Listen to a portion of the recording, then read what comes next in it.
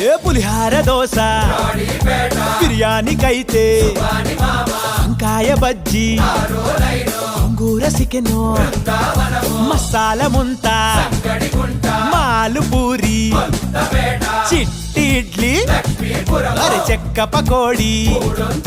ఇటకే పడక కడుపే తిడితే సబ్జా గింజల సోడా బుస్సందే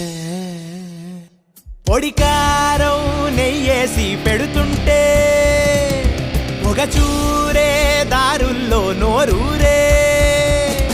అడిగిందే తడువంట ఏదైనా